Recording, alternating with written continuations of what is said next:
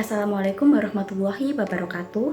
Halo semuanya, perkenalkan nama saya Naswadili Rahmawati dengan NIM V30210402057 dari Program Studi Pendidikan Bahasa dan Sastra Indonesia, Fakultas Keguruan dan Ilmu Pendidikan Universitas Jember. Nah, pada video kali ini saya akan menjelaskan hasil analisis saya terhadap video TikTok dengan judul Analisis Penggunaan Pola Bahasa dalam Komunikasi Anak dengan Orang Tua menggunakan Teori Chomsky. Proses pemerolehan bahasa pada anak merupakan salah satu fenomena dalam perkembangan manusia. Berbeda dengan pembelajaran bahasa yang bersifat formal, pemerolehan bahasa ini justru bersifat natural, yakni ketika anak menguasai bahasa ibunya atau bahasa pertama. Perdebatan mengenai pemerolehan bahasa anak ini menimbulkan beberapa teori, diantaranya yaitu teori Navitis, teori Chomsky, teori behavioristik, teori perkembangan kognitif, teori Piaget, teori Vygotsky, dan lain sebagainya. Namun salah satu yang paling berpengaruh adalah teori Chomsky. Nah, menurut teori Chomsky, manusia secara genetik telah dibekali dengan Language Acquisition Device atau LAD, yakni suatu perangkat bawaan yang memungkinkan anak menguasai bahasa secara verbal dalam waktu relatif singkat, bahkan dengan input lingkungan yang terbatas. Penelitian ini dilakukan dengan tujuan untuk menganalisis secara spesifik struktur kalimat dan pola bahasa yang digunakan oleh anak dalam interaksinya dengan orang tua, sebagaimana terekam dalam konten video di TikTok.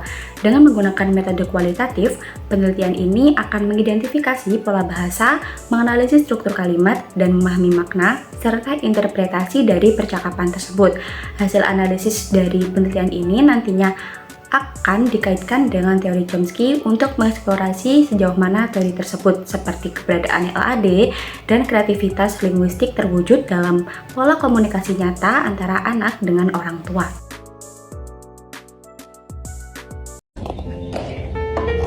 Sekarang Mami mau nanya atau Koko yang nanya? Mami. Mami mau tanya, di dunia ini apa sih yang paling Koko takutin? Kalau Mami Dedi gak ada lagi. Kalau Mami Dedi udah gak ada lagi. Koko takutnya kenapa? Karena Koko adek sendirian.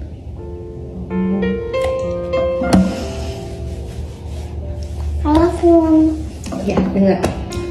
Suatu saat Iya. manusia itu pasti gak ada lagi. Mami Dedi pun akan kayak gitu.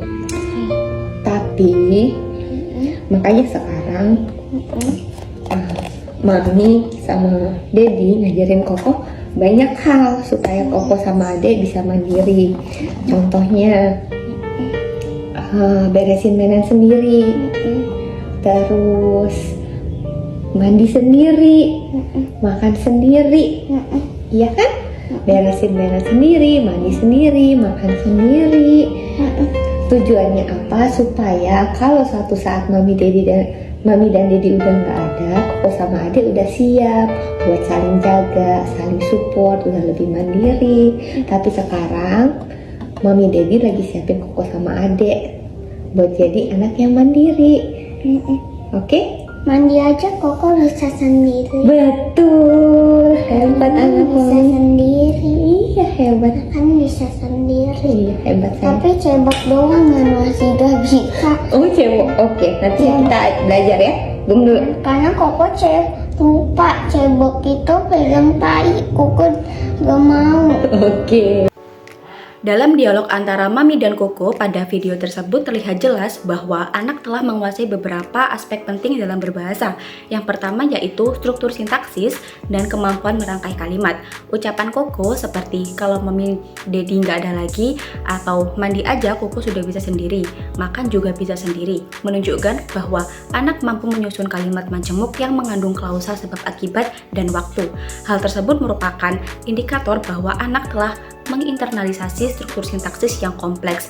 Dalam pandangan Chomsky, hal ini terjadi pada anak karena anak mampu mengaplikasikan grammar rules yang tersimpan dalam LAD tanpa harus diajarkan secara nyata. Yang kedua, yakni aspek pragmatik, ungkapan emosi, dan kepedulian. Koko juga menunjukkan pemahaman terhadap konteks emosional dalam komunikasi, misalnya pada kata Karena Koko sama adik sendirian. I love you mommy. Ucapan ini menunjukkan bahwa anak mampu menyesuaikan bahasa sesuai dengan konteks emosional yang sedang terjadi. Ini merupakan perkembangan pragmatik yang penting, di mana anak tidak hanya fokus pada struktur kalimat, tetapi juga pada makna sosial dan emosional dari komunikasi yang terjadi. Yang ketiga yaitu refleksi kognitif dalam bahasa. Koko secara sadar menyatakan kekhawatiran jika orang tuanya tidak ada, dan pada saat bersamaan meyakinkan ibunya bahwa ia sudah mandiri. Ini menunjukkan bahwa anak telah menggunakan bahasa sebagai alat refleksi kognitif dan ekspresi diri. Ia mampu menyusun pemikiran abstrak dan menyampaikannya dalam bentuk verbal kepada sang mama. Yang keempat yaitu peran orang tua dalam pemerolehan bahasa. Di sini, mami sebagai lawan bicara berperan aktif dalam mendorong anak untuk berbicara, memberikan pertanyaan terbuka seperti, di dunia ini apa sih yang Koko takutin? Yang mendorong anak untuk bangkit dan berpikir dan menyampaikan jawabannya secara lengkap.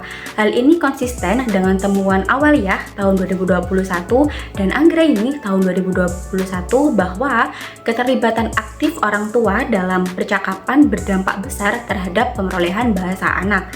Nah, secara keseluruhan, pola komunikasi yang terjadi mencerminkan proses pemerolehan bahasa yang bersifat alami dan dipengaruhi oleh lingkungan verbal dan positif. Teori Chomsky relevan dalam menjelaskan bagaimana anak dapat membentuk struktur bahasa sendiri melalui LAD atau Language Acquisition Device.